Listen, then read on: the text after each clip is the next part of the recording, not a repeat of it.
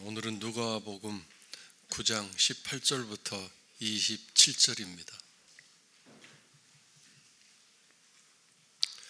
예수께서 따로 기도하실 때에 제자들이 주와 함께 있더니 물어 이르시되 무리가 나를 누구라고 하느냐? 대답하여 이르되 세례 요한이라 하고 더러는 엘리야라 더러는 옛 선지자 중에 한 사람이 살아났다 하나이다. 예수께서 이르시되 너희는 나를 누구라 하느냐?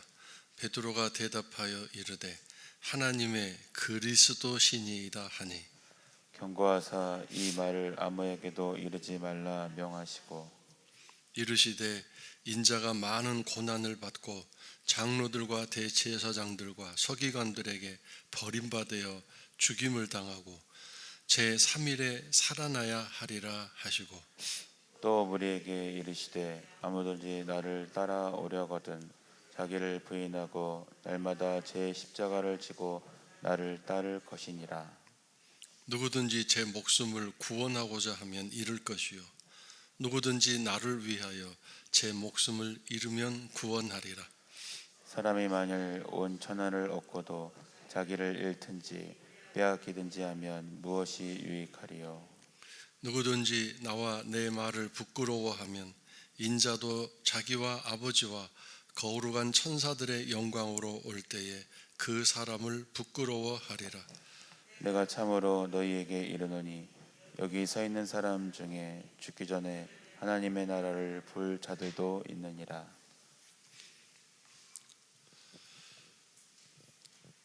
예수님이 따로 기도하실 때에 이 모습을 통해서 기도가 예수님에게 얼마나 중요한가를 우리가 배울 수 있고, 또 우리가 이렇게 새벽에 나와 기도하는 것이, 이 따로라는 말은 어떤 일을 젖혀놓고 그 기도에만 집중한다는 뜻 아니겠습니까? 하루를 시작하기 전에 이 새벽에 여러분이 또 우리가 함께 나와 하나님 앞에 기도한다는 것은 주님처럼 우리가 그 삶을 살고자 하는 신앙의 절대적인 모습이라고 생각합니다. 따로 기도하실 때에. 근데 한 가지 궁금증이 뭡니까? 예수님이 새벽에 기도하러 나가실 때 왜 제자들을 깨워서 자 기도하러 가자 이렇게 훈련하시고 이렇게 몰아가듯이 제자들을 같이 데리고 가시지 않았을까요? 다른 곳에서도 볼 수 있지만 예수님은 단 한 번도 스승으로서 선생님으로서 제자들을 가르쳐야 되겠다는 입장에서 기도를 훈련시키고 기도하는 것을 억지로 깨워서 데리고 가신 적이 없습니다. 기도는 자발적이어야 합니다. 기도는 자기 스스로 기도해야 되겠구나 이걸 깨닫고 나아가야만 하는 것입니다. 억지로 갖다 놓고 앉혀 놓았다 할지라도 내 마음속에 기도를 향한 열심과 간절함이 없는데 무슨 기도가 나오겠습니까? 그 자리에 앉았다 가는 게 절대 기도가 아니지 않습니까? 그래서 오늘 나의 시세를 알고 나의 어떤 상황을 깨닫고 분별하고 지금 기도해야 할 때이구나, 어떻게 또 기도해야 하겠구나, 이걸 깨닫고 분별하고 해야만 그 기도가 간절한 기도, 진실한 기도가 될 수 있기 때문입니다.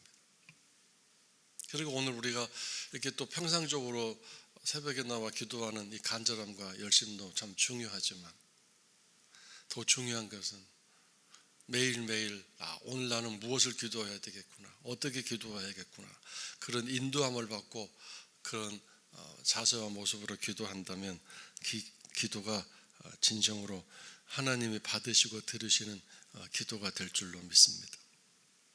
그래서 예수님은 제자들을 데리고 일부러 억지로 강압적으로 데려가지 않으셨습니다. 단 한 명도 이 예수님의 기도하시는 모습을 눈여겨보고 나도 저 주님을 본받아서 기도하는 사람이 되어야 되겠다, 이걸 배우지 못한 거죠. 왜 그랬을까요? 기도의 능력, 기도의 효과, 그 기도의 경험이 없기 때문에 그랬을 것입니다. 언제 이 기도의 경험을 했죠? 예수님이 승천하시고 마가의 다락방에서 오직 모여 열심으로 한 마음으로 기도했을 때, 한 10일쯤 되었을 때 성령의 임하심을 통해서 기도는 성령님을 기다리는 일이구나, 하나님의 약속을 기다리는 일이구나 깨닫게 돼요. 그래서 그 뒤로부터 그 기도가 무엇인가를 깨달았기 때문에, 예를 들어서 매일 서로 쌈질이나 하고 자존심 싸움을 하고 서로 잘났다고 이렇게 으르렁거리던 가장 큰 싸움의 관계였던 베드로와 요한이 어떻게 됐습니까? 같이 기도하러 성전으로 올라가는 모습이 나오지 않습니까? 그래서 이 기도라는 게 참으로 자발적이어야 되고, 내 스스로 내가 기도해야 되겠구나 깨닫고 해야 되는 기도가 본질이기 때문에 예수님이 이렇게 혼자서 따로 기도하시러 가셨습니다. 근데 기도하실 때에 제자들이 주와 함께 있었더니 그랬죠. 제자들이 예수님 기도하실 때 같이 거기 있었던 것 같은데 제자들은 기도하지도 않고 있었던 게 분명합니다. 그 다음에 기도하는 중에 또 기도를 방해했습니다. 제자들이 주와 함께 있더니 물어 이르되, 그 방해하고 있는 제자들에게 예수님은 한마디도 야단치거나 꾸짖지 아니하시고 이제 또 기도가 맞춰지신 다음에 제자들을 가르치기 위해서 사람들이 나를 누구라고 하느냐 물었습니다. 이 사람들이 나를 누구라고 하느냐는 게 뭔가요? 세상이 지금 나를 뭐라고 말하는지 몰라서 물으셨겠습니까? 그러니까 세상이 지금 뭐라고 말하는 그런 흐름이 하나 있고, 그 다음에 예수님은 제자들에게 너희는 나를 누구라고 하느냐라고 물으시죠. 제자들이 알고 있는 흐름 하나가 있고, 그 다음에 가장 중요한 하나님이 생각하시고 또 주님이 생각하시는 어떤 메인 주류 흐름이 있겠죠. 근데 오늘 세상이 흘러가는 방향은 시세, 세상이 생각하는 방향, 그쪽으로 우리가 살아가고 있습니다. 이번에 동교 목사님들 몇 번 만나고 왔는데 목사님들조차도 뭘 얘기하냐면 요즘 시세가 뭡니까? 한쪽은 부동산이고 한쪽은 증시 아닙니까? 요즘은 주식을 하지 않으면 뭐 현대인이 아닌 것처럼 난리가 난 것 같습니다. 그래서 뭐 교회 청년들도 와가지고 목사님 주식 하셔야 됩니다. 주식 안 하면 큰일 납니다. 이제는 저 은행에서 해가지고 이율도 높지도 않고 뭐 집을 사봤댔자 집도 너무 높고 이건 믿을 수 없는 세상이기 때문에 주식을 해서 돈을 버셔야 됩니다. 목사님 제가 가르쳐 드릴 거예요. 막 그런 얘기를 젊은 사람들이 뭐 아는 것처럼 해가지고 한 달에 뭐 30만 원이라도 해가지고 주식을 사놓으셔야 됩니다. 요새 시세가 이렇게 흘러가고 있습니다. 그렇다면 요즘 여러분이 듣고 있는 이 시세, 이 세상 흐름 속에서 교회를 뭐라고 사람들이 말하는가요? 요즘 또 확진자가 생긴 무슨 선교센터, 영어학교, 이게 좀 문제인데 그걸 또 기회가 됐다는 듯이 온 매스컴이 교회를 먼저 얘기하죠. 물론 교회가 몇 개 연합해서 세워놓은 국제학교인데 교회가 마치 한 것처럼 요즘 이 시세는 교회를 핍박하고 교회를 공격하고 교회를 아주 못마땅하게 여기는 그런 흐름이 있습니다. 나는 어떻게 생각하는가? 또 많은 사람들이 이제 뭐 교회에 나가 기도하는 것, 예배하는 것 그거 다 필요 없다. 이런 식의 신앙적인 뭔가 빗나간 생각들이 또 세상에 흘러 넘치게 되지 않을까. 이 비대면 예배라든가 바이러스 사태로 인해서 집에서 해도 된다 이렇게 생각하는 경향들이 점점 이제 퍼져갈 것 같은 그런 세상입니다. 이런 상황 속에서 나는 어떻게 생각하고 있는가? 예수님을 누구라고 생각하는가? 하나님을 어떤 분이라고 생각하고 있는가? 하늘나라 천국을 어떻게 생각하고 있는가? 나는 새벽기도나 주일 예배나 또 교회에 나가 봉사하고 헌신하는 일들을 어떻게 뭐라고 생각하는가? 그 세상 흐름 속에서 나는 지금 어떻게 생각하고 있는가? 이걸 또 따져봐야 되겠죠. 그리고 중요한 것은 하나님은 과연 뭐라고 말씀하시는가? 이게 더 중요하지 않습니까? 근데 오늘 우리는 세상이 뭐라고 하는가? 여기에 많은 관심이 있고, 더 나아가 자기 주장과 자기 고집, 자기 생각이 아주 중요합니다. 그래서 이제 어떻게 돼요? 옛날에는 그래도 세상 흐름을 보고 눈치 보고 거기에 따라가는 일들이 많았는데, 요즘은 개인주의적인 성향이 많아서 개인적인 생각과 주장을 가지고 살아갑니다. 그래서 요새 혼밥이라고 하고 혼숙이라고, 혼자 살고 혼자 밥 먹고 혼자 살아가는 그런 세상이 되고 말았습니다. 자기 주장, 자기 고집이 강력하죠. 베드로가 대답했습니다. 주는 그리스도시요 하나님의 아들이십니다. 다른 성경에는 그렇게 되어 있는데 누가복음에는 하나님의 그리스도이십니다. 사람들은 각각 예수님을 세례 요한이라고도 하고 엘리야라고 하기도 하고 선지자 중에 한 사람이 살아났다고 말하죠. 사람들은 자기 판단과 자기 생각에 따라서 결론을 내리죠. 엘리야라고 말하는 사람에게 아니야, 저 사람은 세례 요한이라고 하면 어떻게 될까요? 서로 토론이 붙고 논쟁이 붙고 쌈질이 일어나겠죠. 어떤 사람은 아니야, 옛 선지자 중에 한 사람이야, 그 사람이 다시 살아났어. 그래서 서로 자기 주장을 가지고 싸우겠죠. 본질은 하나님의 아들 그리스도이신데 엘리야라고 하는 사람에게 아무리 이분은 살아계신 하나님의 아들이다라고 얘기해도 듣지 않겠죠. 하나님 보고 기가 막혀 웃으시지 않겠습니까? 진짜도 아니고 거짓된 것을 가지고 서로 맞다고 싸우고 저렇게 서로 갈등을 가지고 원수 보듯이 하고 살아가는구나, 그렇지 않겠습니까? 그래서 세상에서 가장 어려운 것 중에 하나가 종교 토론입니다. 신앙의 논쟁입니다. 세계 많은 역사 중에 전쟁 중에 이 신앙으로 인해서, 종교로 인해서 일어난 전쟁과 싸움이 굉장히 많습니다. 오늘 내가 알고 있는 지식, 신앙적인 지식, 내가 알고 있는 신앙적인 진리가 과연 하나님 편에서 그것이 얼마나 정확하고 진리에 맞을까? 이걸 생각해 봐야 되겠습니다. 늘 끝없이 우리는 하나님 말씀을 읽고 묵상하고 가르침받고 배우고 또 그런 가운데서 날마다 신앙적으로 성장하고 또 성숙해 나가는 그런 신앙생활이 필요합니다. 예수님은 경고하셨습니다. 정답은 베드로가 한 대답인데 그 베드로가 한 그 정답을 아무에게도 말하지 말라고 명령하셨습니다. 사람들이 지금 예수님을 메시아로 여기고 있는데 정치적인, 경제적인 그런 해방과 도움을 그럴 메시아로 여기고 있는데 그들은 예수님이 하나님의 아들, 살아계신 하나님의 아들 그리스도라는 사실을 전혀 알지 못하고 있기 때문에 그렇게 무지한 사람들에게 얘기해 봤댔자 오히려 제자들이 얻어 터지거나 맞거나 싸움이 일어날 것을 알기 때문에 말하지 말라고 말씀하셨습니다. 오늘도 마찬가지 아닐까요?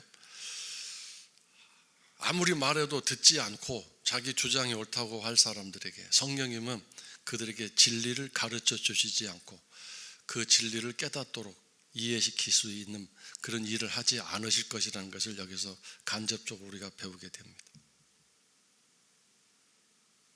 그래서 예수님은 고난을 받고 버림받고 죽임을 당하고 세 가지의 점차적인 삼중고의 고난이 지금 앞으로 기다리고 있지 않습니까? 그래서 어떤 신자는 예수님께 고난을 드리고 예수님을 버림받고 심지어 예수님을 나의 심장, 나의 삶에서 안 계시게 만든 죽임을 당한다가 바로 그런다는 거예요. 이 죽임을 당한다는 말은 아무런 효력도 효능도 능력도 의미도 가치도 없는, 그냥 많은 것 중에 하나인 예수님. 이것이 이 죽임을 당했다라는 말은 내 스스로 예수님을 아무런 능력도 아무런 힘도 없는, 어린아이들이 갖고 노는 장난감처럼 내가 필요할 때 꺼내서 쓰는 그런 용도로만 예수님을 지금 관계로 맺고 있는 신앙적인 삶이 바로 예수를 죽이는 거죠. 예수님을 그렇게 대하고 있는 신앙적인 모습들, 또는 세상 사람은 사실 이런 일을 별로 관심 갖지 않습니다. 예수님을 향해 고난을 그다음에 예수님을 버리는 일, 예수님을 아무런 의미 없는 존재로 내버리는 일, 세상 사람은 이런 거 하지 않습니다. 오늘 우리가 신앙적인 삶에서 이런 일을 하고 있는 것이 바로 우리들 아니겠습니까? 그러나 예수님은 제3일에 살아나신다고 하셨는데 대반전이죠. 세상 사람 어느 누가 뭐라고 하든 예수님은 예수님이시고 주님은 주님이시기 때문에 절대로 거기에 영향을 받지 않으시죠. 세상이 아무리 주님이 안 계시고 쓸모없다고 아무리 데모를 하고 온천하에 선포를 한다 할지라도 주님은 분명히 살아계시고 우리 삶 속에 함께 하시는 나의 친구 되시며 나의 구세주 되신 그 놀라우신 사랑의 온전체이신 주님을 분명히 사람들이 알게 될 날이 오게 될 것이고, 주님은 분명히 말씀하셨죠. 내가 다시 오는 날 모든 사람들이 눈으로 확인하고 내가 공중에서 재림하는 것을 눈으로 보게 될 것이다, 이렇게 분명하게 말씀하셨습니다. 그래서 신앙의 대반전 역사가 참고 기다리고 인내할 때 반드시 일어나게 될 것이고, 오늘도 이렇게 날마다 계속되는 것 같고 별 삶의 변화가 없는 것 같지만, 그러나 참고 기다리고 인내하며 이 믿음의 길, 소망의 길을 끝까지 간다면 분명히 대반전의 역사가 있게 될 줄로 믿습니다. 제3일이라는 말은 어떤 정해진 시간, 그런 뜻입니다. 정해진 시간에 대반전의 역사가 반드시 일어나게 될 것입니다. 하나님의 살아계심. 자, 그 다음에 다시 또 설명하시고 설교하십니다. 나를 따라오려거든 먼저 자기를 부인해라. 두 번째로 날마다 자기 십자가를 지어야 한다, 이렇게 말씀하셨습니다. 이게 왜 필요할까요? 자기를 부인한다. 신앙생활의 본질은 나를 부인하는 것이다. 왜 그럴까요? 나의 본능, 나의 감정, 나의 생각, 나의 주장, 이걸 늘 내려놔야 하기 때문입니다. 사람이 자기 생각도 없이 자기 주장도 없이 어떻게 살아갑니까? 그 대신 우리가 뭘 의지하죠? 하나님이 나의 구세주이시고 주님이 나의 생각이시고 예수님의 그 마음이 나의 감정이 되기 원합니다. 하나님 말씀이 나의 생각이 되고 나의 지식이 되고 하나님의 말씀이 나의 모든 생활의 지혜가 되기 원합니다. 왜냐하면 하나님 말씀은 살아있는 능력이기 때문입니다. 세상 지식은 우리가 저장했다가 필요하면 기억 속에서 꺼내 쓰기도 하고 또 잊어먹었으면 다시 책을 펼쳐서 확인해서 정보를 이렇게 다시 입력하는 과정이 있지만, 하나님 말씀은 내 안에 새겨져 있기만 하면 필요할 때 그 능력이 스스로 나타나셔서 나를 이끌어 가시고 가르쳐 주시고 붙잡아 주시기 때문입니다. 하나님 말씀에는 능력이 있습니다. 그래서 이 하나님 말씀이 나를 다스리고 통치하고 인도하시기 위해서 내가 내 자신을 내려놔야 되죠. 그래서 저 밑에 하나님 나라라는 단어가 있죠. 하나님 나라 마지막 부분. 하나님 나라는 뭔가요? 하나님의 통치, 하나님의 주권, 하나님의 능력이 나타나는 그것이 바로 하나님 나라죠. 여기 서 있는 사람 중에 죽기 전에 하나님의 나라를 볼 자들도 있느니라 그랬습니다. 제자들이 그렇게 됐죠. 제자들이 오순절 성령에 임하시기 전까지는 하나님의 나라가 그들에게 없었어요. 제자들에게. 세상 나라가 있었죠. 그래서 끝없이 누가 높은 자리에 올라가고 누가 성공하고 여기 12명 중에 누가 더 예수님의 은혜를 입어서 높은 자리에 올라갈 것인가 서로 싸우고 다퉜죠. 그런데 성령이 임하신 그 이후에 그들 마음속에 그들 심령 속에 하나님의 나라가 세워졌잖아요. 성령이 임하시고 하나님의 통치, 하나님의 주권이 그들 심령에 있다 보니 어떤 일이 일어났습니까? 자기를 부인했죠. 자기 욕심, 자기 욕망, 감정, 자존심 날마다 부인하고 내가 사는 것은 더 이상 이제 내가 사는 게 아니라 내 안에 계신 주님이 나를 사시는 것이다. 술을 많이 먹으면 내가 나를 사는 것이 아니라 뭐가 살아요? 술이 나를 대신하여 살죠. 술의 힘이 막 나를 이끌어 가잖아요. 분노가 내 안에 가득하면 내가 나를 사는 게 아니라 뭐가 살아요? 분노가 나를 이끌고 살아가잖아요. 막 분노가 일어나요. 그래서 막 어린아이 갓난아기 막 때려 폭행해서 죽이기도 하고, 저는 유치원 교사가 그 아이들을 막 폭행하고 막 물을 강제로 막 갖다 먹이고 하는 거 동영상이 유포되는데 얼마나 충격적입니까? 그런 분노, 폭력 내 안에 있을 때 그것이 나를 이끌어가죠.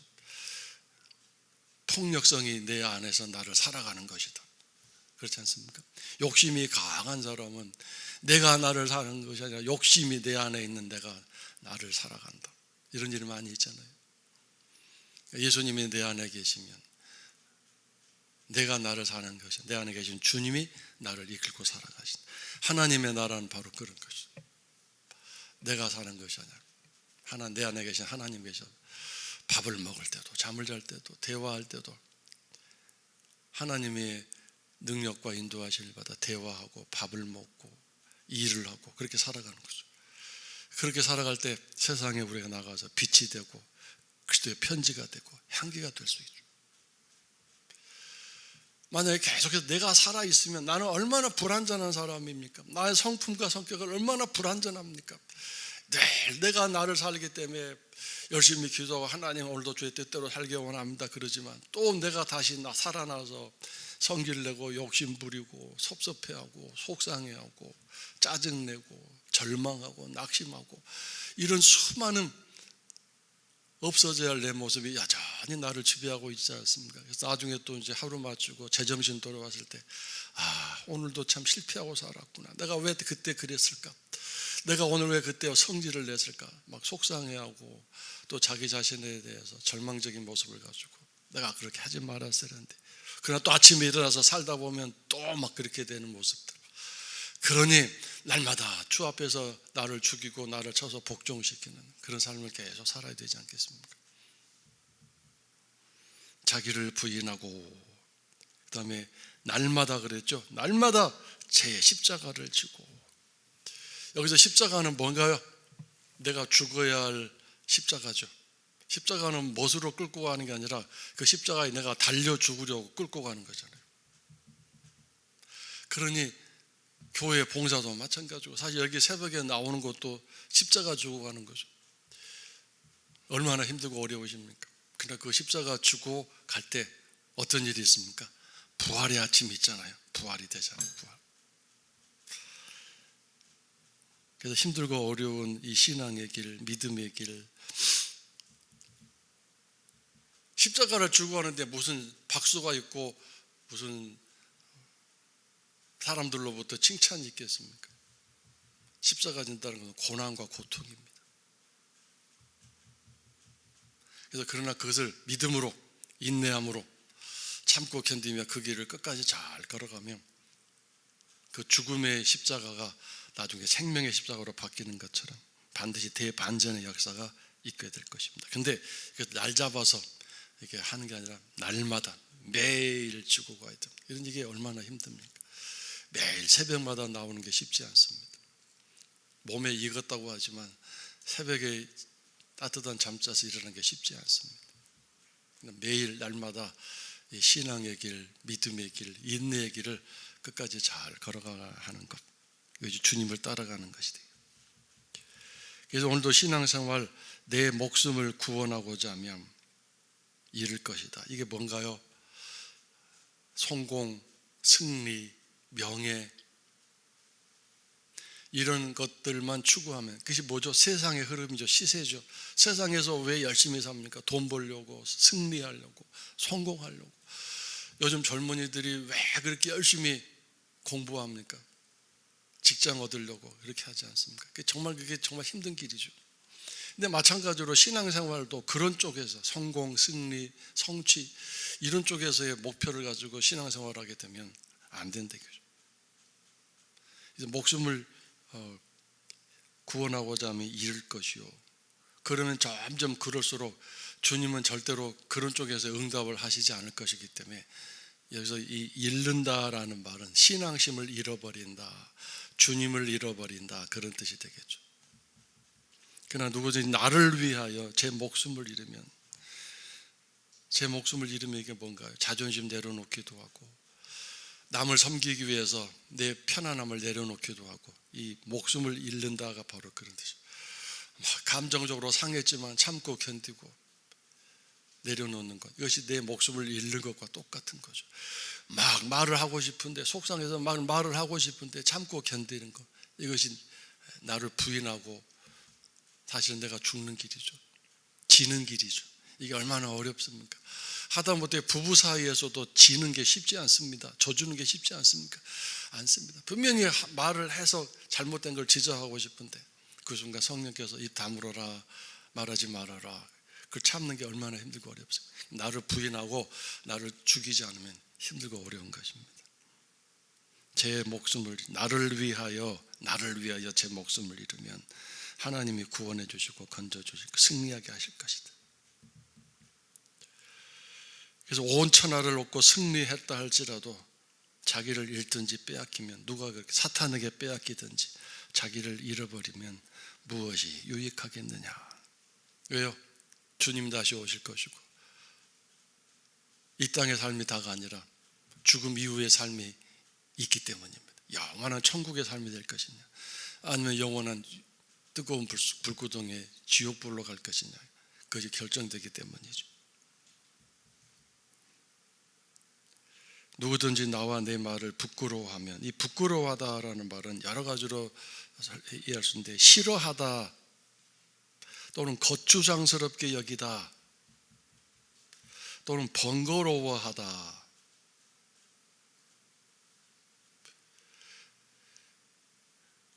가치 있고 소중하게 여기지 않다, 그런 뜻입니다. 여러분, 소중하고 가치 있는 건 어떻게 되죠? 잘 보관하고 늘 잘 있나 늘 점검하고 그렇잖아요. 여러분, 소중하지 않은 것을 어디다 집어넣어놓고 나중에 어디 갔지? 온 집안을 막 다 해집고 다니는, 어디 갔지 찾아다니는 그런 일은 없죠. 소중한 것은 잘 보관하고 기억해놓고 수시로 들여다보잖아요. 이 부끄러워하다라는 말은 별로 가치도 없고 쓸모도 없어서 그냥 한쪽에 집어 던져 놓다, 그런 뜻을 가지고 있습니다. 부끄러워하다. 여러분이 소중하게 여기는 것 중에 제 1호가 뭡니까? 솔직하게 얘기해 보세요. 제 1호가 뭡니까? 여러분의 자녀입니까? 아니면 여러분의 자존심입니까? 아니면 여러분의 건강입니까? 한번 곰곰이 생각해 보세요. 만약에 예수님이 2순위 2번 3번으로 내려가면 그래도 내가 2번이니까 하고 기뻐하실까요? 1번이 아니고 2번으로 내려가 있으면 너 나를 부끄러워하는구나, 그러므로 나도 너를 부끄러워하겠다, 이렇게 하시지 않겠습니까? 근데 그런 마음, 이걸 버리려고, 나를 죽이려고 내가 이렇게 새벽에 나와 기도하는 거예요. 주님은 나의 모든 것입니다. 나의 최고의 보물이십니다. 주님 안 계시면 나는 살 수가 없습니다. 정말이냐 진짜냐, 그리고 가끔가다 하나님 테스트하세요. 돈도 좀 없어 보이기도 하시고 몸도 좀 약하게 만들어 보시기도 하고, 그때 신앙과 믿음이 어떻게 되는지 너 좀 확인해 봐라. 너 그래 놓고 네가 나에게 내 앞에서 감히 그렇게 거짓말하냐, 내가 1순위라고, 내가 너의 보배라고 이렇게 나를 시험하셔서 내 신앙을 보여주실 때가 있을 것입니다. 그래서 오늘도 예수님이 나의 1순위가 되려면 어떻게 해야 돼요? 내가 내 자신을 부인해야 돼요. 나는 아무것도 아니에요. 오늘 물질적으로 어려울 때도 있고 몸이 약해서 아플 때도 있고 문제가 안 풀려서 여러 가지 상황 속에 어려울 때가 있지만 그래도 주님이 계셔서 난 참 고마워요. 주님만 계시면 돼요. 이렇게 마음속에 단단한 믿음을 다시 한번 확인하시고 오늘도 주의 이름으로 승리하시며 오늘 하루 열심히 날마다 제 십자가 지라고 그랬으니까 이 길을 십자가 잘 지시고 끝까지 또 잘 걸어가시는 우리 성도 여러분들 되시기를 주의 이름으로 축원합니다.